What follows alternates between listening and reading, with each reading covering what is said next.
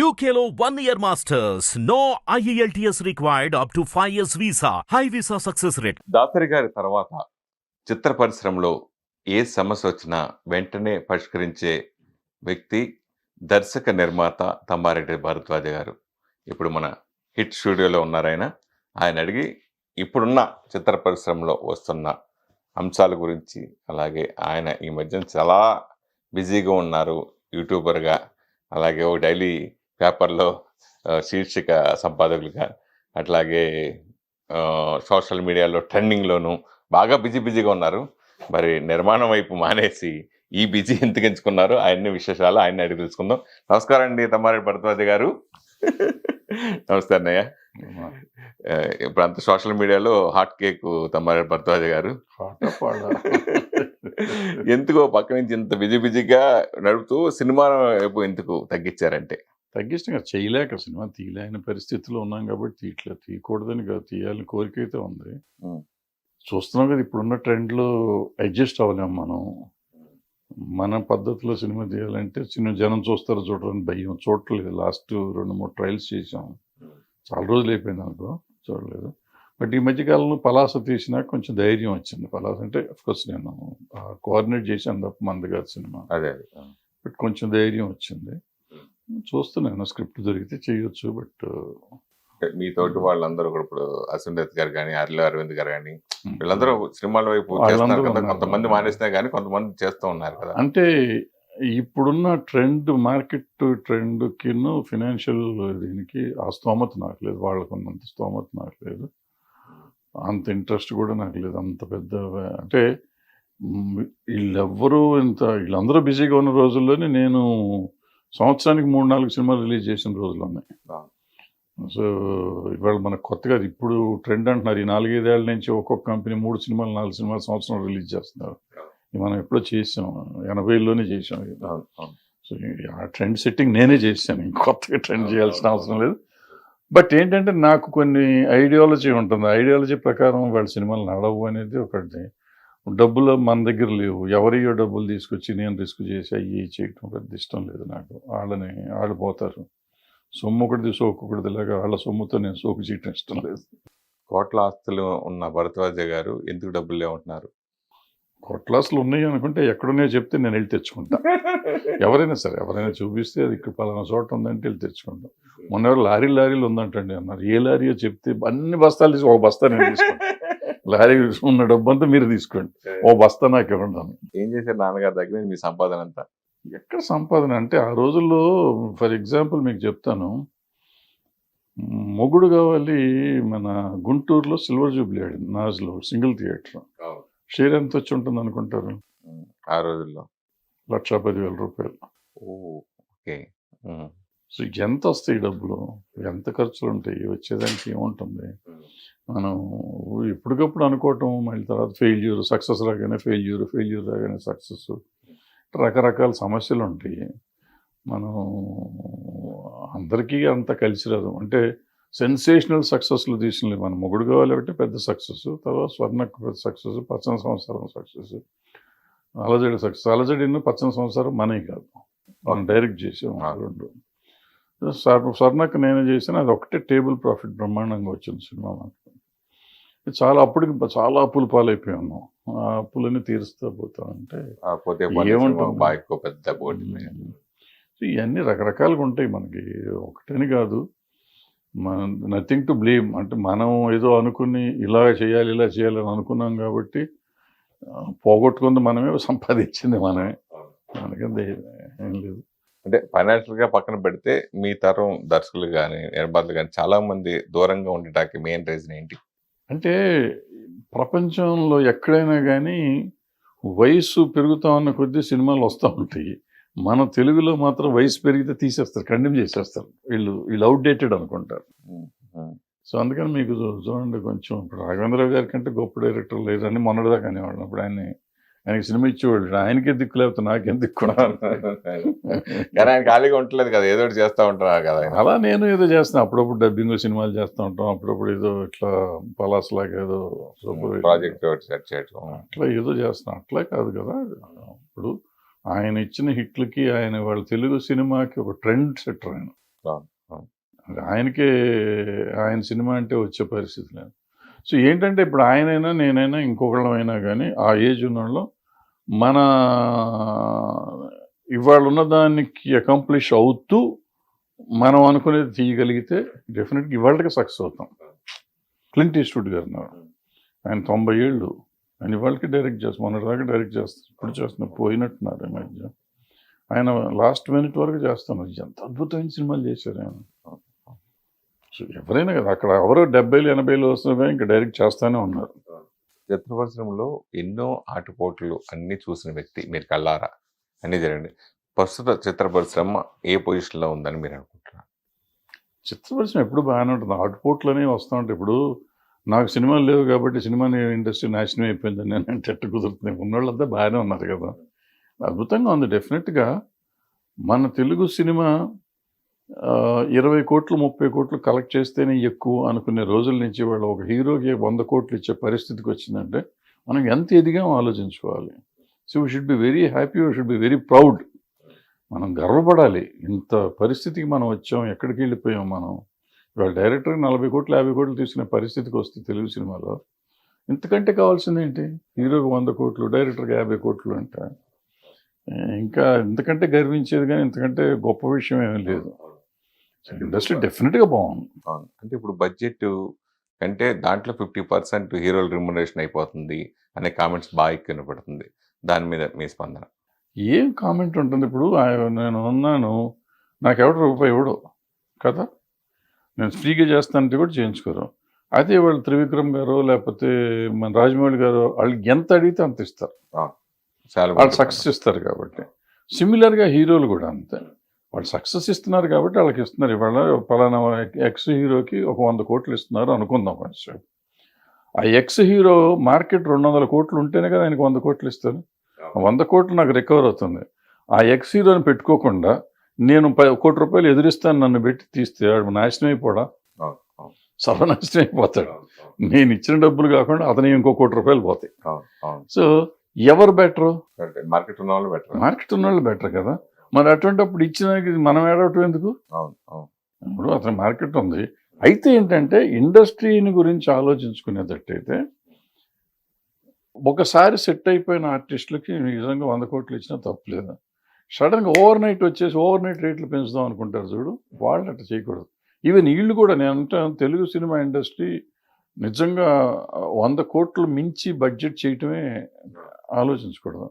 నేనేమంటాను, ఒక హీరో 100 కోట్లు తీసుకుంటున్న హీరో అనుకో, ఆయన పెద్ద హీరో అయినప్పుడు ఆయన 20 30 తీసుకుని ఓ 50% ఆఫ్ ది థియేట్రికల్ తీసుకోమనండి. ఎంతో 200 కోట్లు చేస్తున్నా కూడా ఇంకా 150 కోట్లు అయిపోతుంది. డిజిటల్ శాటిలైట్లు ప్రొడ్యూసర్కి వదిలేసి థియేట్రికల్లో ఉన్న దాంట్లో 50% 60% హీరోని తీసుకోమను. మినిమం రెమ్యునరేషన్ తీసుకుని అంటే ఒక రెమ్యునరేషన్ సెట్ అయిపోతుంది. అప్పుడు ప్రొడ్యూసర్కి నష్టం ఉండదు, హీరోకి నష్టం ఉండదు. వస్తే ఎంతన్నా రావచ్చు, పోతే ఆయనకి పెద్దగా పోవచ్చు.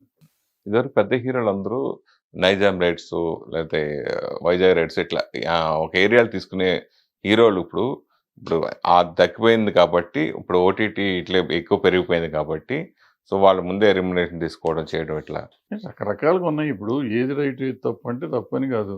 ఇండస్ట్రీ బాగోగుల గురించి ఆలోచిస్తే ఇప్పుడు ఒకటండి, ఓటీటీ ఎవరు సినిమాలు తీసుకుంటున్నారు? పెద్ద సినిమాలు తీసుకుంటారు, రీజనబుల్ అయిన సినిమాలు తీసుకుంటారు. శాటిలైట్ ఎవరు సినిమాలు తీసుకున్నారు? సినిమాలు తీసుకుంటారు. నువ్వు నేను సినిమాలు తీస్తే ఎవ్వడు చూడను కూడా చూడు, పలకరించిన కూడా పలకరించరు. పెద్దగా మనం రచ్చ చేయటం ఎందుకు? అసలు మనకు సంబంధం లేని విషయం. నిజం చెప్పాలంటే మనం 250 సినిమాలు తీస్తున్నాం. 250 సినిమాల్లో 30-40 సినిమాల గురించే మీరంతా మాట్లాడుతున్నారు. అసలు యాక్చువల్గా మనం మాట్లాడాల్సింది 210 సినిమాలు ఉన్నాయి, ఏ అయితే బయట పడతలేదో వాళ్ళని ఏ దారిలో పెట్టాలి, వాళ్ళకేంటి, వాళ్ళు ఎక్కడ దెబ్బతింటున్నారు, ఎందుకు దెబ్బతింటున్నారు, దెబ్బతిన్న వాళ్ళ గురించి మనం ఏం చేయాలి, దీని గురించి మనం మాట్లాడితే సమాజానికి పనికి వచ్చేది. వాళ్ళు మార్కెట్ ఉండి 100 కోట్లు తీసుకుంటే ఆయన మీద పడిపోయి నువ్వు తీసుకుంటావు, నువ్వు తీసుకు, నీకెందుకురా? 100 తీసుకుంటే 200 తీసుకుంటాడు, ఇచ్చేవాడికి లేదు తీసుకునేవాడికి లేదు, మధ్యలో నీకేంటి బాధ? ఎప్పుడైనా 100 సినిమాల్లో మనకు ఉండేది 5% కదా సక్సెస్ చేద్దాం, రిలీజ్ చేసి సక్సెస్ చేద్దాం. అది మనం ఎప్పుడు పెంచే పరిస్థితి ఎప్పుడు ఉండదా? పెరిగే పరిస్థితి ఉండదు ఇండస్ట్రీకి. అసలు పెరిగే పరిస్థితి అంటే ప్రాబ్లం ఎక్కడ వస్తుందంటే ఈ హీరోలు ఇప్పుడు ఒకటి ఏమొచ్చిందంటే అందరూ వాళ్ళ ఇన్వాల్వ్‌మెంట్ పెరిగిపోయింది. నాకు అర్థమైనంత వరకు నేను తప్పైతే హీరోల అయ్యుండొచ్చు. ఇన్వాల్వ్‌మెంట్ పెరిగిపోయిందా? హీరోయిన్ ఇన్వాల్వ్‌మెంట్ పెరిగిపోయింది. వీళ్ళలో పోటీతత్వం వచ్చింది. అంటే పర్సనల్‌గా అంతా ఫ్రెండ్సే, క్లోజ్ ఫ్రెండ్సే. వాళ్ళెవరో శత్రువులు కాదు. మనం ఫ్యాన్స్ పిచ్చోళ్ళలాగా తిట్టుకుంటాం, కొట్టుకుంటాం గానీ, వాళ్ళు చాలా హ్యాపీగా ఉంటారు. సాయంత్రం అయ్యేసరికి కలిసిపోయి ఉంటాం. వాళ్ళ పోటీతత్వంతో ఒక సిమిలర్ సబ్జెక్ట్స్ రావటం, సిమిలర్ ఇమేజ్ ఊరికే బిల్డప్పులతో వచ్చే సినిమాలు, ఓ కథలు, వెరైటీలు అని లేకుండా ఉండటంతో నీకేమవుతుంది, అదొకటి. అదొక మేజర్ ఆస్పెక్ట్. పెద్ద సినిమాల ఆస్పెక్ట్. చిన్న సినిమాకొస్తే ఇప్పుడు నేనున్నాను అనుకుందాం ఫర్ ఎగ్జాంపుల్. నిన్నేదో 'బాహుబలి' హిట్ అయింది. ఇప్పుడు నేనేదో చిన్న ఔట్‌డేటెడ్ డైరెక్టర్‌ని నాకెవరు దొరకరు. ఇప్పుడు 'బాహుబలి' లాంటి కథ తీద్దాం అనుకుంటా నేను. 'బాహుబలి' ఆల్రెడీ ఆయన తీసి సూపర్ హిట్ ఇచ్చేసాడు. నాకెందుకు 'బాహుబలి'? నేను ఇప్పుడు 'సామాజిక వర్గమన'లాగా కొత్తగా ఆలోచించి కొత్త సినిమా తీసి 'సామాజిక వర్గమన'లాగా హిట్ ఇద్దామని నేను ఆలోచించట్లా. సేఫ్‌గా 'బాహుబలి'లాగా తీద్దాం, లేకపోతే 'కేజీఎఫ్' లాగా తీద్దాం. పులిని చూసి నక్క వాత తిట్టుకోవటం. అంతే అంతే. అవును. అవును. సో నువ్వు 'సామాజిక వర్గమన'లాగా తీయి సినిమా. 200 సినిమాలు అటువంటివి తీయండి. 150 సినిమాలు ఆడతాయి. అవును. అవును. మనం అటువంటివి తీయట్లా, ప్రయత్నం చేయట్లా. మీరు తీసుకోండి 200 సినిమాలు నేను చెప్పాను ఇప్పుడు కిందొచ్చే సినిమాలు. ఈ 200 సినిమాలు పిచ్చి పిచ్చిగా ఉండి సగం ఒక 100 సినిమాలు చూడలేము. అవును. మామూలుగా రీజనబుల్‌గా కూర్చొని ఫ్రీగా టికెట్ ఇస్తే చూడే పరిస్థితి అన్న ఉండాలి. అయి కూడా ఉంటల్ల 100 సినిమాలు. మిగతా 100 సినిమాలు 50 సినిమాలు నేను చెప్పినట్టు 'కేజీఎఫ్' లాగానో ఏమన్నా చేస్తారు. 'కేజీఎఫ్' కంటే ఎక్కువ ఉంటుంది. 'కేజీఎఫ్' కంటే ఎక్కువ నాకెందుకురా బాబు, నేను 'కేజీఎఫ్' చూసాను కదా. 'బాహుబలి' మన ముందేం నిలబడదు సార్ అంటాడు ఇంకోడొచ్చి. నాకు వద్దురా బాబు, 'బాహుబలిని' చూసాం కదా. వీళ్ళంతా అనవసరం కదా. సో ఇప్పుడు నువ్వు తీయి 'సామాజిక వర్గం' ఉన్నది హిట్ ఇస్తాం, ఇంకోటి తీయి ఇంక హిట్ ఇస్తారు. అంటే మామూలుగా సినిమా పుట్టేప్పటి నుంచి ఒక ట్రెండ్ సెక్టర్ ఫిల్మ్స్ అవుతాయి. ప్లస్ ఆ ఇన్స్పిరేషన్ తీసుకుని ఆ ట్రెండ్ ఫాలో అవుతూ ఉంటుంది. ఇప్పుడు మీరు కూడా ఇదివరకు 'అలజడి' లాంటి సినిమా ఆ ట్రెండ్ సెక్టర్ సినిమా. తర్వాత 'శివ' వచ్చి కొట్టుకుపోయింది. కానీ మీకు అంటే నిజంగా చెప్పాలంటే అది అంత గొప్ప సినిమా అది 'అలజడి' ఆ సినిమా అప్పుడు. అట్లా అలా కొన్ని తర్వాత ఇప్పుడు 'శివ' ఇన్స్పిరేషన్ తోటి ఇప్పటికి వస్తూనే ఉన్నాయి సినిమాలు. ఆ ప్యాటర్న్‌లో అంటే ట్రెండ్ సెక్టర్ సినిమాలని. సో అది ఫాలో అవుతూ ఉంటారు కదా! దాని గురించి. అదే అనవసరం అంటున్నప్పుడు మనం 'స్వర్ణక్క' తీసాం. అప్పుడు 'ఉసిరామలమ్మ' అయిన తర్వాత 'స్వర్ణక్క' తీసాం. 'ఉసిరామలమ్మ' అడ్వాంటేజ్ వల్ల నాకు 'స్వర్ణక్క' కూడా బాగా ఆడింది. రీజనబుల్‌గా డబ్బులొచ్చినాయి నాకు. బట్ 'ఉసిరామలమ్మ' ఈ రోజుకి రికార్డ్. నిజం చెప్పాలంటే లెక్కలు తీస్తే ఈ రోజుకి అది రికార్డ్ అది. ఇన్ని 'బాహుబలి' వచ్చినా కానీ 'ఉసిరామలమ్మ' ఇంకా రికార్డ్ అది. అంతంత డబ్బొచ్చింది దానికి. సో ఎప్పటికప్పుడు మనం కొత్తగా వెరైటీ తీయగలిగిన రోజున ఎప్పుడు 'బాహుబలి' లాంటి కథ రాలేదని కాదు. 'బాహుబలి' 30 ఏళ్ల తర్వాత నీకు 'విఠలాచార్య' గారి సినిమా వచ్చింది. అవును. అవును. సో అసలు ఎవడికి అర్థం కాలేదు. అసలు ఇటువంటి సినిమాలు ఉంటాయా అని, తెలుగులో తీస్తారనేది కూడా తెలీదు వాళ్ళకి వచ్చిన జనరేషన్‌కి. ఇరగబాదేసింది. మీ 'స్వర్ణక్క' షూటింగ్ టైమ్‌లో నేను కూడా వచ్చా. ఇప్పుడు 'రోజా' అవును. బాగా ఫైర్ బ్రాండ్ కింద అంటే ఆ మార్పు అసలు 'రోజాలో' మీరు ఎక్స్‌పెక్ట్ చేసినా మేము ఎక్స్‌పెక్ట్ చేయలేదు ఎప్పుడు. అంతలా మార్పు వచ్చి ఆవిడ మినిస్టర్‌గా అవ్వటం, ఇలా అవ్వటం దాని గురించి 'రోజా' గురించి మీరేం చెప్తారు? ఏం లేదు, మనిషికి ఒక యాస్పిరేషన్ ఉంటుంది. ఆ అమ్మాయికి ఎందుకు వచ్చిందో తెలీదు. రాజకీయంగా మొదట తెలుగుదేశంలోకి వెళ్ళినప్పటి నుంచి. అప్పట్లో నేను వద్దని చెప్తా ఉండేవాడిని. ఎందుకు నీకు రాజకీయాలు అని చెప్తా ఉండేవాడిని. బట్ అమేజింగ్ తెలుగుదేశంలోకి వెళ్ళి తెలుగుదేశంలో ఏదో ఒక మహిళా నాయకురాలు ఏదో అయ్యింది కొంతకాలం. అక్కడి నుంచి ఈ పార్టీలోకి వచ్చింది. ఈ పార్టీలోకి వచ్చినాక ఎమ్మెల్యే, ఎంపీ, మినిస్టర్ అయిపోయింది. బాగుంది. సినిమా వాళ్ళు రాజకీయాల్లోకి వెళ్ళటం, రాజకీయ నాయకులు సినిమా వాళ్ళని విమర్శించడం దాని గురించి. సినిమా వాళ్ళు రాజకీయాల్లోకి వెళ్ళటానికి అసలు ఎందుకు అబ్జెక్షన్ ఏంటి? మన మనుషులమే, మనం సిటిజన్స్, భారత పౌరులం మనం. సో ఈ ప్రతి పౌరుడికి మన కాన్స్టిట్యూషన్ ప్రకారం ఏ పనైనా చేసుకోవచ్చు. ఎక్కడైనా, ఏ రాష్ట్రంలో అయినా, ఎక్కడైనా, దేశంలో ఎక్కడైనా కాన్స్టిట్యూషన్ నెంబర్ ఏదో ఉంది, 1920 ఏదో ఉంటుంది. దాని ప్రకారం నేను ఏ పనైనా ఎక్కడైనా చేయొచ్చు చట్టబద్ధంగా. సో నేను రాజకీయాల్లోకి నేను వెళ్ళే అర్హత నాకు ఉంది. నాకంటే సినిమా ఇండస్ట్రీలో ఉన్న ప్రతి మనిషికి ఉంది. ఎందుకంటే ఈ సిటిజన్ ఆఫ్ ఇండియా కాబట్టి. ఇకపోతే రాజకీయ నాయకులు సినిమా వాళ్ళని అనటానికి వాళ్ళకి అర్హత లేదు. సినిమా వాళ్ళు కేవలం వ్యాపారం చేసుకుంటానికే వచ్చారు ఇక్కడికి. ఇంకొకటి ఏంటంటే వీఆర్ డ్రీమ్ మర్చెంట్స్. అంటే మనల్ని కళలు అమ్ముకునేవాళ్ళం. రాజకీయ నాయకులు స్వార్థంతో వాళ్ళు త్యాగం చేస్తానికి వచ్చారు. వాళ్ళ జీవితాలు త్యాగం చేసి ప్రజల జీవితాలు కాపాడటానికి. అంటే మన కళలు వాళ్ళు సాకారం చేయాలి. మన కళలు నిలబెట్టేవాళ్ళు వాళ్ళు. సో వాళ్ళు మూసుకుని వాళ్ళ పని వాళ్ళు చేసుకుంటూ ఉండాలి. నేను డబ్బు తీసుకున్నానా తీసుకోలేదా అడుగుతానికి వాడేవాడు. మొన్న విజయసాయి రెడ్డి గారు జూలై 28వ తారీఖున రాజ్యసభలో మాట్లాడింది. తప్పది. నేను ఆ రోజు చెప్పాను కదా, ఫస్ట్ మీరే స్పందించారు దాని మీద. ఇమీడియట్ గా స్పందించాను. అవును అవును అవును. నీకేం అధికారం? ఇప్పుడు విజయసాయి రెడ్డి గారిని నేను ఆ రోజు అడిగాను, ఈ రోజు అడుగుతున్నా. ఇవాళ 360 మంది అంతమంది కోటీశ్వరులు ఉన్నారు పార్లమెంట్లో. వీళ్ళందరికీ ఎందుకండి ఫ్రీగా ఇస్తున్నారు? వీళ్ళందరికీ జీతాలు ఎందుకు ఇస్తున్నారండి? వీళ్ళకి విమానం ఫ్రీ, ఫుడ్ ఫ్రీ, ఇల్లు free, phone free, car free, car petrol free, PA free, driver free, వంటోడు ఫ్రీ. ఎందుకు? ఎవరి సొమ్ము ఇది? ఇది కాక ఎంపీలు యాడ్లని ఇస్తే వాళ్ళు ఇష్టం వచ్చినట్టు ఎవరికి పడితే వాడికి ఇచ్చుకోవచ్చు. వీళ్ళందరూ కోటీశ్వరులు. వాళ్ళు చివరికి పార్లమెంట్లో టీ తాగుతుంటే మనం ఇక్కడ బయటకు మనం 3 రూపాయలు తాగితే వాళ్ళు రూపాయికి టీ ఇస్తారు. అవును. వాళ్ళు అంత అడుక్కుంటున్నారా? వాళ్ళ అది తగ్గించమని అడిగారు వీళ్ళు. అవును అవును. ఏమండి మేమంతా కోటీశ్వరులం. ఇప్పుడు ఆయన ఏమన్నాడు, మన ప్రజల సొమ్ముతో సినిమాలు తీసేసుకుంటున్నారు వీళ్ళు, సినిమా వాళ్ళు 100 కోట్లు తీసుకుంటున్నారు కాబట్టి వాళ్ళు కన్సిడర్ చేసి వాళ్ళు తగ్గించాలి రెమ్యునరేషన్. నేను అడుగుతున్నా, ఇప్పుడు మా సొమ్ముతో మీరు అందరూ దీంట్లో తింటున్నారు, ప్రతి రూపాయి ఫ్రీగా తీసుకుంటున్నారు.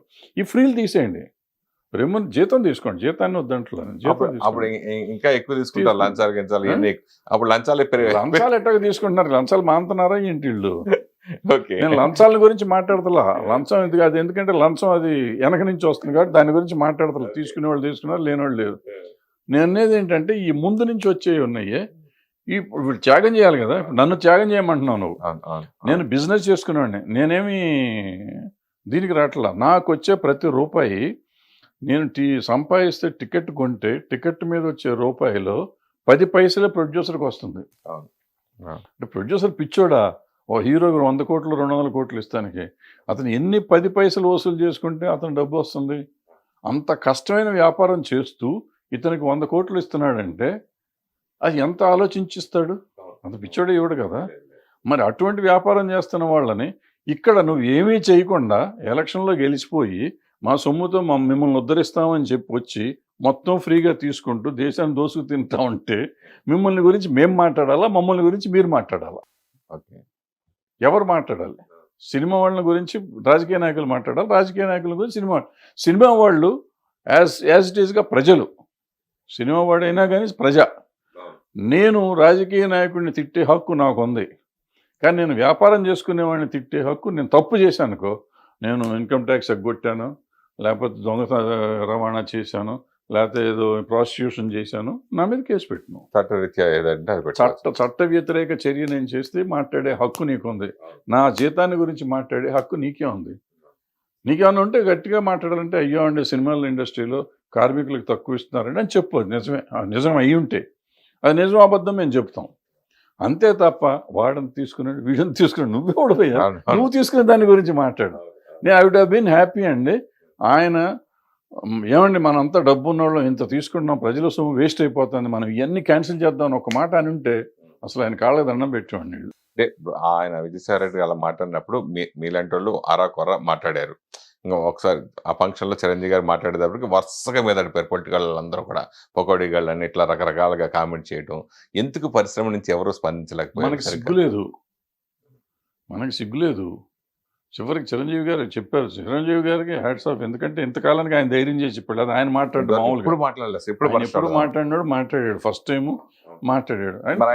ఎవరు నిలబడ్డారు, ఎవరు మాట్లాడారు అసలు? నేను ఆయనకి పర్సనల్గా చెప్పా, ఏమంటే మీకు ఎవరు రారు, ఆయన సీఎం దగ్గరికి వెళ్ళినప్పుడు చెప్పి ఎవరు రారు మీరు ఇంట్లో ఇన్వాల్వ్ అవుద్దని ఆయనకి చెప్పాను. ఆయన కోపం వచ్చింది. సీఎం దగ్గరికి వెళ్ళారు వీళ్ళందరిని తీసుకుని.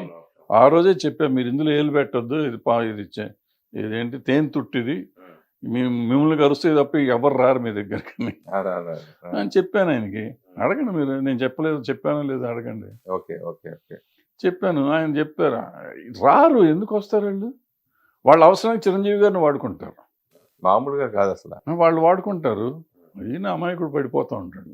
చెప్పానండి ఆయన నాకు నా బాధ్యతగా నేను చెప్పాను. నా సంబంధం లేదు ఇక మనకేం, మన ఇంట్లో మనిషిం కాదు, కట్టేసి వెళ్తానికి వీల్లేదు అనలేం కదా. మనకి ఇప్పుడు మామూలుగా మనలో మనకి కొంచెం శత్రుత్వంగా ఉంటాం. ఒక పార్టీలో కొంతమంది ఉంటారు. ఇంకో పార్టీలో కొంతమంది ఉంటారు. టీడీపీలో కొంతమంది ఉండొచ్చు. వైసీపీలో కొంతమంది ఇంకా వీళ్ళు మనలో ఇప్పుడు పోసాని గారు లాంటి గాని ఇటువంటి కాంట్రవర్సీ గాని మాట్లాడడం ఒకళ్ళు తిడతాం గాని, ఇంకోళ్ళు తిడతాం గాని సినిమా వాళ్ళకి గొడవ ఆ రాజకీయాల వాళ్ళు సినిమాలు కొట్టుకోవడం, దెబ్బలాడుకోవడం వాటి గురించి మీరేం చెప్తారు? అంటే నేను వాళ్ళు సినిమా వాళ్ళుగా నేను కన్సిడర్ చేయను. బయట తిట్టుకోవటం మొదలెడితే. ఎందుకంటే ఇతను ఎక్కువ, అతను తక్కువ అనేది లేదు. అందరూ అదే మాట్లాడుతున్నారు. ఆ భాష మన బాగలేదు. చండాలంగా ఉంది భాష. ఓతుడు ఈ భాష చండాలంగా ఉంది. మాట్లాడే తీరు బాగోలేదు. ఒకళ్ళనొకళ్ళు తిట్టుకోవటం బాగలేదు. ఒక పద్ధతి బాగలేదు. ఈ సంస్కారహీనంగా ఉన్నవాళ్ళు ఏ పార్టీ వాళ్ళైనా పర్లేదు. ఏ పార్టీ వాళ్ళైనా చండాలంగా ఉంది. అది సినిమా వాళ్ళలో ఉండటం చాలా బాధపడాలి మనం. ఎందుకంటే మనం జనానికి ఒక ఎంటర్టైన్మెంట్ పంచడానికి వచ్చాం తప్ప మనం ఏం చేస్తాం లేదు. వీళ్ళు అవకాశం ఉంటే ఎంటర్టైన్మెంట్తో పాటు ఎన్లైటన్ కూడా చేస్తానికి వచ్చాం. ప్రజల్ని ఆలోచింపజేసేవాళ్ళం మనం. ప్రజలకి ఎంటర్టైన్మెంట్ ఇచ్చేవాళ్ళం మనం. చాలా తక్కువ డబ్బులతో ఎంటర్టైన్మెంట్ ఇచ్చి ఎన్లైటన్ చేయగలుగుతున్నాం. అటువంటి మనం ఈ ద్వేషభావాన్ని ఎప్పుడైతే పెంచుతున్నామో ఆ సినిమాల్లో కానీ బయట కానీ అది చాలా తప్పు. అది అవసరం లేదు మనకి.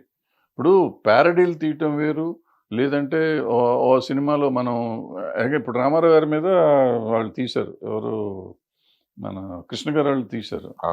యాష్ వాళ్ళు కనపడితే రామారావు పిలిచి ఏం బ్రదర్ బాగా చేశారు అన్నారు ఆట. సో అలా ఉండాలి మనం కూడా. అంత స్పోర్టివ్గా ఉండాలి. అది వదిలిపెట్టి వాళ్ళు బూతులు తిట్టి వాళ్ళు తిట్టారు కదా అని మనం వాళ్ళని బూతులు తిట్టి ఎక్కడికి వెళ్తాం? సంస్కారం ఎక్కడికి పోతుంది? మనం మనుషులమా ఇంకేమన్నా? అసలు అర్థం కావట్లేదు. సిగ్గుపడాల్సిన విషయం. అది ఎవరైనా కానీ ఒక పర్టికులర్ పేరు కాదు. మనం చాలామంది ఉన్నారు. అనవసరం పేర్లు ఎత్తడం. మీరెందుకు రాజకీయాలకు దూరంగా ఉన్నారు? మనకు రాజకీయం వస్తున్నాం ఇట్లా మాట్లాడితే ఎవడిస్తాడు మన రాజకీయంలో? ఎవరు పార్టీ సపోర్ట్ గాను అంటే ఒకటిగా ప్రాబ్లం ఏంటంటే నా ఇష్టాలు ఉంటాయి నాకు. ఇప్పుడు నేను ఫర్ ఎగ్జాంపుల్ నేను చెప్తాను. ఇప్పుడు చిరంజీవి గారి విషయం నాకు చెప్పాను. నేను ఇది రైట్ అని చెప్పాను, అది తప్పు అని చెప్పాను. నేను ఒక చోట ఉండి వాళ్ళని రైట్ తప్పు అంటే ఒప్పుకోరు. ప్రతిదానికి రైట్ అంటేనే ఒప్పుకుంటారు ఎవరైనా కానీ. ఈ సమాజం వాళ్ళు ఎట్టా ఉందంటే నేను అన్నిటికీ కొడతాం చిడతల్లాగా తయారైతే బాగుంటుంది. మంచి ఏంటి చెడు ఏంటి అని చెప్తే ఎవరికి నచ్చదు. సో పొలిటికల్ పార్టీ కూడా సేమ్ ప్రాబ్లం అవుతుంది. అంటే మీకు భవిష్యత్తులో ఎవరైనా ఆఫర్ చేస్తే మీరు రాజకీయాలకు చాలాసార్లు ఆల్రెడీ ఆఫర్ చేశారు. నేను ఎప్పుడు దాన్ని పెద్ద ఇంట్రెస్ట్ చూపించలేదు. ఎందుకనంటే ఇదే చెప్తున్నా కదా, ఇదే ప్రాబ్లం. రకరకాలు ఉన్నాయి నాకు. సమస్య అంటే ఆన్ రికార్డ్ నేను ఆన్ కెమెరా నేను కొన్ని చెప్పకూడదు. ఈ మధ్యన అప్పుడప్పుడు సడన్ గా మీరు కొంచెం అంటే ఆ సందర్భం మాట్లాడినా మీరు మాట్లాడేది బాగా వైరల్ మొత్తం రివర్స్ అవటం, కాంట్రవర్సీ అయిపోవడం, కాంట్రవర్సీలు ఇరుక్కుపోవటం. అట్లా రీసెంట్గా మొన్న జరిగిన ఛాంబర్ ఎలక్షన్స్ కూడా ఏంటి ఎంత దారుణంగా ఉంటుందని మీరు అలా చెప్పడము, అది చాలామంది బాధపడ్డారు ఆ విషయాల్లో. అది ఎందుకు అట్లా మీరు ఎందుకు బాధపడుతుంది? దాంట్లో ఎందుకు బాధపడాలి? ఛాంబర్ మనం ఎందుకు పెట్టుకున్నాం? సినిమా ఇండస్ట్రీలో ఉన్న అన్ని శాఖలకి మంచి చేయటానికి పెట్టుకున్నాం. మీరు కూడా ఛాంబర్ చేశారు కదా. దాన్ని ఎందుకు పెట్టుకున్నాం? దాన్ని వదిలిపెట్టి ఆ పబ్లిసిటీ ఏంటి, ఆ క్యాన్వాసింగ్ ఏంటి, ఆ డబ్బులు ఏంటి, ఆ ఖర్చు ఎంత పెట్టారు, ఆ వెనక పోస్టర్స్ ఎంత పెట్టారు, ఎవరి కోసం పెడుతున్నాం? ఏం చేస్తానికి అక్కడ ఏమన్నా ఉందా? డబ్బులు ఉన్నాయా? దోసుకెళ్తానికి వచ్చాం మనం. ఎందుకు బాధపడకూడదా? కోప్పడకూడదా? దానికి కొంతమంది అదే బాధిస్తుందని వాళ్ళు బాధపడ్డారంటే వాళ్ళకి ఏముందో మరి. వాళ్ళు వేరే ఆలోచన ఉండకపోతే నేను చెప్తున్నానమ్మా, ఒకవేళ ఎవరన్నా అట్లా నన్ను గురించి అనుకుని ఉండుంటే, అన్నట్టు నా నోటీస్కి అయితే రాలేదు, ఒకవేళ నిజంగా అనుకుని ఉంటే వాళ్ళకి వేరే చింతన ఉండి ఉంటుంది. అక్కడ ఏదో డబ్బులు దొబ్బడానికి వెళ్ళి ఉంటారు. వాళ్ళ ఆలోచన ఉండి ఉంటుంది. అవకాశం లేదు కదా అసలు. ఉందేమో వాళ్ళకి, మనకేం తెలుసు? ఎందుకు బాధపడాలి? నేను ఏమన్నాను, డబ్బులు వేస్ట్ చేయటం ఎందుకు? మనం అంతా చూసిన వాళ్ళమే కదా, అంతంత డబ్బు ఎందుకు ఖర్చు పెట్టాలి? ఇంత డబ్బు ఖర్చు పెట్టే మనం 1000 రూపాయలు పెన్షన్ ఇస్తే పాపం ప్రొడ్యూసర్ లైన్లో వచ్చి తీసుకుంటున్నారు కొంతమంది. ఎగ్జిబిటర్లు ఇబ్బందులు పడుతున్నారు, డిస్ట్రిబ్యూటర్లు ఇబ్బంది పడుతున్నారు. అందరికి 1000 రూపాయలు 2000 రూపాయలు ఇవ్వాలనే పరిస్థితి కూడా ఉంది మన దగ్గర. నువ్వు ఆ రోజున ఖర్చు పెట్టిన దగ్గర 25-30 లక్షలు, 1 కోటి రూపాయలు కూడా అయ్యిందేమో నాకు తెలియదు ఖర్చులు మొత్తం అందరికి కలిపి. అంత డబ్బు అక్కడ డిపాజిట్ చేసి నువ్వు చాలా మందికి సేవ చేసి ఉండొచ్చు కదా. ఇప్పుడు నేను సేవ చేస్తానికి వస్తాననే కదా అక్కడికి వెళ్ళేది. ఇందాక నేను రాజకీయ నాయకులను తిట్టినట్టు ఛాంబర్లో సేవ చేయడానికి ఎందుకు వస్తున్నావు? నువ్వు ఇండస్ట్రీకి సేవ చేయటానికి అంతే కదా. 24 క్రాఫ్ట్స్ బాడీ కదా అది. ఇండస్ట్రీకి సేవ చేస్తానికి నువ్వు వచ్చినప్పుడు ఎందుకు డబ్బు ఖర్చు పెడుతున్నావు? ఏంటి నీ ఉద్దేశం ఏంటి? ఇండస్ట్రీ మంచి ఇప్పుడు డబ్బు ఖర్చు పెట్టి నువ్వు నాయకుడు అవుదాం అనుకున్నా అయిపోయింది కదా, నువ్వు నీ ఇంటెన్షనే రాంగ్గా ఉంది అక్కడ. అవును, అవును, అవును. ఇంకా నువ్వు బాధపడతావు ఎందుకు? నేను అన్న మాటకి బాధ ఎందుకు పడాలి? పడితే నీ తప్పు, నా తప్పు కాదు. నేను రాజకీయ నాయకుడిని తిట్టే నాకు హక్కు ఉన్నప్పుడు నువ్వు ఎలక్షన్ చేసినప్పుడు ఇక్కడ కూడా తప్పే కదా. మన సినిమా వాళ్ళని మాత్రం తిట్టకూడదు, వాళ్ళని మాత్రం తిట్టాలంటే ఏం న్యాయమే ఇది? మీ దాసరి గారి దగ్గర మీరు, సి కళ్యాణ్ గారు వీళ్ళందరూ కూడా ఆయన అడుగుజాడల్లో సమస్యలు వచ్చినా ఏ వచ్చినా పరిష్కరిస్తూ చేస్తూ వచ్చారు. ఇండస్ట్రీకి సంబంధించి ఏ ప్రాబ్లం వచ్చినా. అలాంటిది సి కళ్యాణ్ గారు మొన్న ఓడిపోవడానికి మెయిన్ రీజన్ ఏంటి మీ దృష్టిలో? ఓడిపోలేదు, ఆయన గెలిచాడు కదా, ఆయన గెలిచాడు. ఇప్పుడు అది ఎలక్షన్ అన్నాక మామూలే. ఇప్పుడు ప్రొడ్యూసర్స్ సెక్టర్లో ఆయన గెలిచాడు, అందరూ గెలిచారు. ప్రొడ్యూసర్ సైడ్ నుంచి ఈయన గెలిచాడు, ఆయన గెలిచాడు. వాళ్ళకి ఆయనకి మెజారిటీ ఉంది, ఆయన వచ్చాడు, అంతే సింపుల్. దాంట్లో ఓడిపోవటానికి కారణం ఉంది, వేరే కారణాలు ఏమి ఉండవు. ఇప్పుడు అందరూ ఇప్పుడు గ్రూపులు అయిపోయినాయి కదా, గ్రూపుల మీద అట్లా వస్తూ ఉంటుంది. ఒకళ్ళు ఓటమి ఒకళ్ళు గెలుపు కామనే కదా. అయితే కళ్యాణ్ గారు మీతో బాగా అవినాభావ సంబంధం కదా, ఆయన ఓడిపోవటానికి రీజన్ ఏంటి అన్నారు? రీజన్ ఏం లేదమ్మా, రాజకీయం ఇదంతా. రాజకీయం ఏముంటుంది? రాజకీయమే, ఎవరి రాజకీయం వాళ్ళకు ఉంటుంది. దాని గురించి ఏం మాట్లాడతాం మనం? మనకి నిజంగా నాకు పట్టించుకోవటం కూడా లేదు, 5 ఏళ్ళ నుంచి అట్లా పట్టించుకోవట్లేదు. ఎందుకు అట్లా దూరంగా ఉంటాయి? ఎందుకు, ఏముంది దాంట్లో? నేను ప్రొడ్యూసర్ ఛాంబర్ ప్రెసిడెంట్గా చేశాను. అవును, నేను చేసినప్పుడు దగ్గర 5-6 జీవోలు తీసుకొచ్చాం. అప్పుడు వెళ్ళి గవర్నమెంట్ చుట్టూ తిరిగి సబ్సిడీలు రావాలి. ఆ రోజుకి ఈ రోజుకి రాలా, ఇంకొక 3-4 కోట్ల అంత సబ్సిడీలు రావాలి మనకి. దానికి కూడా అప్పుడు ప్రయత్నం చేస్తా ఉన్నా. ఆల్మోస్ట్ అయిపోతున్న time. 2 months 3 months extension general body meeting పెట్టి తిరుపతిలో జనరల్ బాడీలో యాక్సెప్ట్ అయిపోయింది 3 months ఎక్స్టెన్షన్కి. ఆ ప్రెసిడెంట్కి ఇంకో 3 నెలలు బాడీ అంతా ఉండేటట్టు, తర్వాత ఎలక్షన్ పెట్టేటట్టు. అక్కడి నుంచి తిరిగి వచ్చాం. తిరుపతి నుంచి తిరిగి వచ్చినాక కొంతమంది పెద్ద మనుషులు అంతా కలిసి రాత్రి హడావిడి చేసి 1 week 10 days నోటీస్ ఇవ్వాల్సిన దాన్ని కూడా బైపాస్ చేసి జనరల్ బాడీ మళ్ళీ పెట్టి ఎలక్షన్ పెట్టి తీరాల్సిందే, భరద్వాజ్ దిగిపోవాల్సిందే అని చేశారు. సరే, నన్ను దింపేశారు. నన్ను దింపితే నాకు ఊడిందేం లేదు, నాకు పోయిందేమన్నా ఉందా? పోనీ సబ్సిడీ తెచ్చారు, ఈ రోజుకి రాలా. ఓకే, పాపం చాలా మంది అలా బలైపోయారు. 40 మందికి రావాలి 3 కోట్లు. ఇప్పుడు ఒక ప్రొడ్యూసర్ గారు వెళ్ళి కోర్టుకి వెళ్ళి ఆయనకు ఆర్డర్ వచ్చింది. 52% ఆంధ్ర గవర్నమెంట్, 48% తెలంగాణ గవర్నమెంట్ ఇవ్వాలని. ఆ జీవో చూసినాక నేను ఒక స్టేట్మెంట్ ఇచ్చి, ఈ రోజు వరకు ఎవరు ఇవ్వాలా, ఇంకా ఎవరు మాట్లాడతలా. నేను 3 సార్లు చెప్పాను దీని గురించి. ఆ గవర్నమెంట్ ఈ గవర్నమెంట్ అడితే 2 కోట్లు 2.5 కోట్లు అవుతుంది అంతే. Okay, okay. ఈ 2 కోట్లు అనేది పెద్ద విషయం కాదు. వీళ్ళు ఇన్ని కొట్టుకునే బదులు మొన్న ఎలక్షన్లో ఖర్చు పెట్టిన డబ్బులు వీళ్ళకి ఇవ్వచ్చు. లేదనుకుంటే ఆ సీఎం దగ్గరికి ఈ సీఎం దగ్గరికి వెళ్ళి డబ్బులు ఇప్పించవచ్చు. 2 కోట్లు వాళ్ళకి పెద్ద అమౌంట్ కాదు వాళ్ళ గవర్నమెంట్కి. ఓకే, ఇటువంటివి చేయాలి కదా. ఏమీ చేయకుండా ఎదవ రాజకీయం చేసి వాడు ఉండకూడదు, వీడు ఉండకూడదు, వీడిని నాశనం చేద్దాం, వాడిని నాశనం చేద్దాం అనుకునే వాళ్ళు ఉన్న సమాజంలో మనం ఎందుకు దూరాలు ఏలెందుకు పెట్టాలి? నాకు అవసరం లేదుగా. ఇప్పుడు నేను చెడు చేస్తా అంటే నన్ను పంపించేవి. నేను మంచి చేస్తా అంటే మంచి చేస్తున్నాను వద్దనుకుంటే. ఆ రోజు ఆన్లైన్ చేయించాను నేను జియో, ఇది ఆన్లైన్ సేల్స్ ఉండాలని చెప్పి. ఆ రోజు ఆపారు. సబ్సిడీ కాదు, మన టికెటింగ్, ఆన్లైన్ టికెటింగ్. ఆ రోజు అప్పుడు నేను జియో తెచ్చేసాను ఆ రోజు. Okay, okay. ఆ జియోలో అది మాత్రం పార్టిసిపేట్ చేయకుండా, అది ఇది చేయకుండా ఆపారు దాన్ని. ఇవాళ దాని గురించి మాట్లాడుతున్నారు. ఏంటిదంతా? సో ఇటువంటి వాళ్ళ గురించి మనం ఎక్కువసేపు మాట్లాడుకోవటం, ఎక్కువ చేయటం అవసరం. అంటే ఇప్పుడు ప్రతి ఒక్కరికి ఒక ప్యాషన్గా అనుకోవచ్చు, లేదని అనుకోవచ్చు. మెయిన్ ఏంటంటే అన్నీ ఇప్పుడు పాన్ ఇండియా సినిమాలు అయిపోయినాయి బాగా ఎక్కువ. ఆ మోజులో కొంతమంది యంగ్ హీరోలు కూడా చాలామంది ఇది పాన్ ఇండియా సినిమా చేయాలని చెప్పేసి దర్శకులతో ఆ టైప్ కథలు మనం రెడీ చేయించుకోవడం, తర్వాత ప్రొడ్యూసర్ ప్రెషర్ వాళ్ళు చేయడం, చివరికి రిలీజ్ టైంకి వచ్చేటప్పటికి అది పాన్ ఇండియా సినిమాగా కాకుండా ఓన్లీ సౌత్ ఇండియా సినిమాలో రెండు తెలుగు తమిళ ఇట్లా చేయడం ఆగిపోవడం, రియల్గా అనుకున్నది మళ్ళీ ఇలా మారటం, ఇట్లా ఎక్కువ సంఘటనలు జరుగుతాయి. మనం చూస్తూనే ఉన్నాం దాని గురించి. అంటే అసలు పాన్ ఇండియా అని అనుకున్నవాడు ఒక డాష్ వాడు. పాన్ ఇండియా సినిమా తీస్తున్నానని చెప్తే వాడు డాష్ నా ఉద్దేశంలో. ఎందుకంటే నేను పుట్టక ముందు నుంచి సినిమాలన్నీ అన్ని భాషలు తీశారు. నా చిన్నప్పుడు భానుమతి గారు 3 భాషలు డైరెక్ట్ చేశారు ఒకేసారి. చండీరాణి అనుకుంటా. హిందీ, తెలుగు, తమిళ్ డైరెక్ట్ చేసి మొత్తం నీకు ఉండాలి, నా దగ్గర ఇస్తాను నేను. ఓకే. భారతదేశం అంతా అఖండ భారతదేశంలో రిలీజ్ అవుతున్నాం మా చిత్రం అని చెప్పి అప్పుడు ఆ రోజుల్లోనే. ఆ రోజు 52, 54 ఎప్పుడో ప్రాంతంలో. ఓకే. అంటే అది పాన్ ఇండియా అనే అర్థం. Mayabazar pan India అనేగా.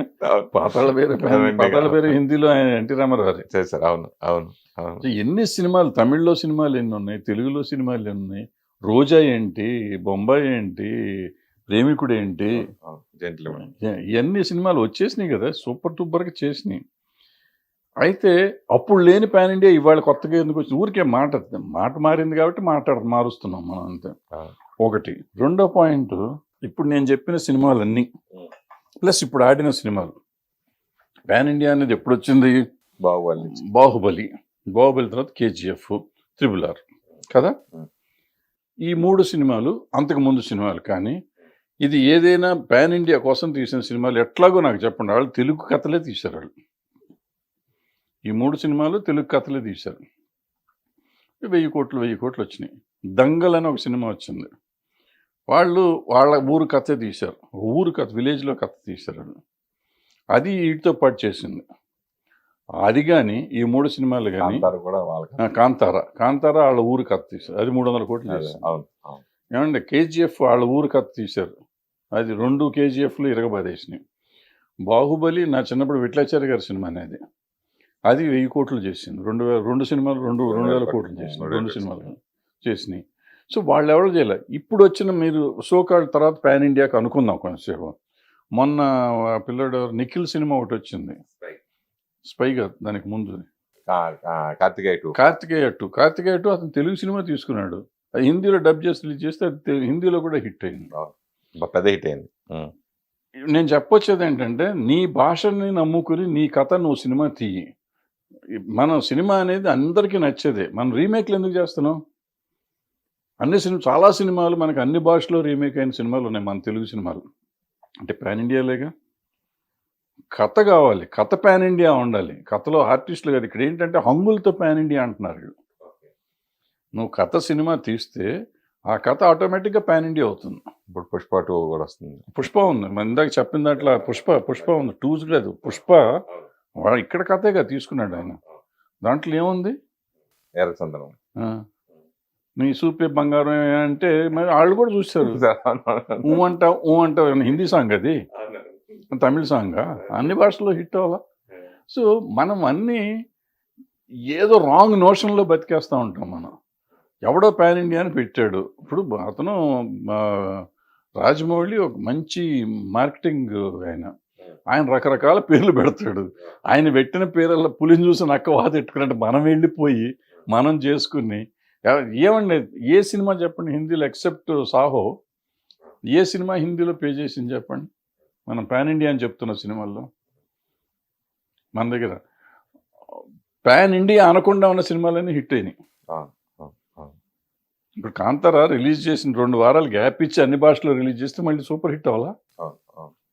అంటే దాని అర్థం ఏంటంటే, నువ్వు నీ రీజనల్ సినిమా నువ్వు తీసుకునేటప్పుడు బాగా తీసుకో. కొంచెం ఏం బయట ఎంత వస్తుందేమో, ఇంకో 2 కోట్లు ఎక్కువైతే అవుతుంది.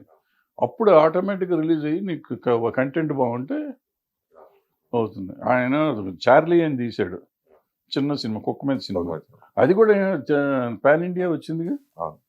ఎందుకు రావు సినిమాలు? ఇందాక చెప్పిన కార్తికేయ 2 అతనికి మా 12-13 కోట్లు ఇక్కడ తీసుకున్నారు, అది 100 కోట్లు చేసిందిగా. మరి ఇంకేంటి పాన్ ఇండియా? తొక్కలో పాన్ ఇండియా అని ఎందుకు? మనం మోసం చేసుకుని దాన్ని ఖర్చు పెట్టుకుని రూపాయి తీసుకునే వాడికి ₹2, ₹10 మనం రెమ్యునరేషన్ ఇచ్చి, పాన్ ఇండియా కాబట్టి ₹10 రెమ్యునరేషన్. ఏమన్నా ఎక్స్ట్రా తీస్తున్నావా? నేను ఇందాక చెప్పిన చండీరాణి 3 భాషల్లో తీశారు. పూర్వకాలం సినిమాలు మీరు మైండ్ ఇట్, అన్ని భాషల్లో తీసేవారు. వీలైతే 3 భాషలకి 3-3 నటులను కూడా మార్చేవారు, సైమల్టేనియస్ షూటింగ్ చేస్తూ.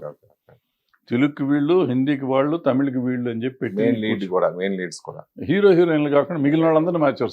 సపోర్టింగ్ కొన్ని చాలా తక్కువ.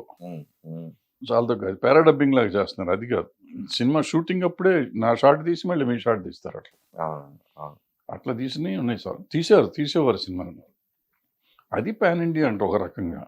ఇదేం పాన్ ఇండియా అండి, ఇది మోసం. ఒకళ్ళనొకళ్ళు మోసం చేసుకోవడం, మనం మోసం చేసుకోవటం. ఎవరిని మోసం చేయట్లే, మనం మోసపోతున్నాం. మనం మోసం చేసుకుని మనం మోసపోతున్నాం. ఇప్పుడు ఎప్పుడు మనం కొన్ని టైంలో కొన్ని హిట్స్ రకరకాల చూస్తూ ఉంటాం మనం.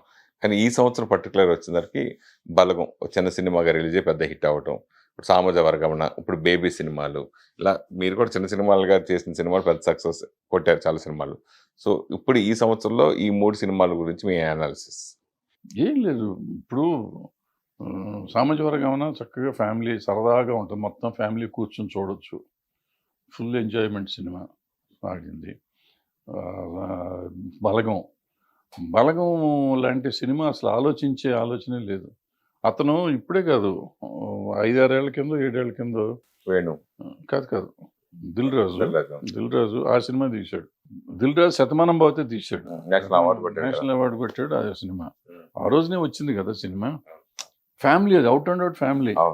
ఆ రోజున అది చేయలేదు కాబట్టి, వాళ్ళు చేసి ఉంటే అది నా ఉద్దేశంలో అది కూడా పాన్ ఇండియా సినిమా అయ్యి ఉండేది. చేయలేదు వాళ్ళు.